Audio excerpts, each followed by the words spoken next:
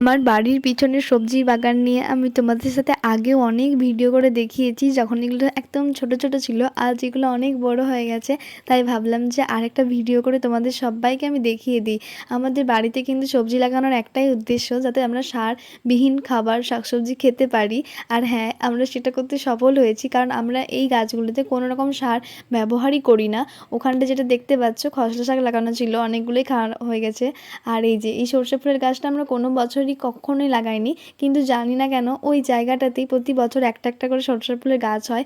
আর এখানে ধনেপাতাটা দেখছো এত সুন্দর হয়েছে, দেখতেও যেমন সুন্দর হয়েছে, খেতেও তেমনই স্বাদ ধনেপাতাটা।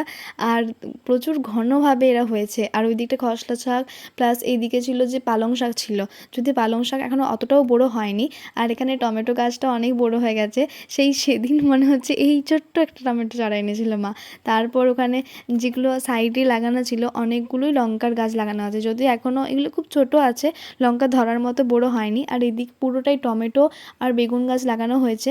আর একটা জায়গা দেখাচ্ছি, গাজরের গাছ লাগানো আছে যেখানে, এগুলো দেখলে মনে হবে যে একটা আগে একটা পরে লাগানো হয়েছে। এগুলো এত বড় একটা একটা হয়েছে, আর এগুলো খুব ছোট্ট আছে, এই যে এইগুলো। হ্যাঁ, আর হ্যাঁ, চ্যানেলটা সাবস্ক্রাইব করতে ভুল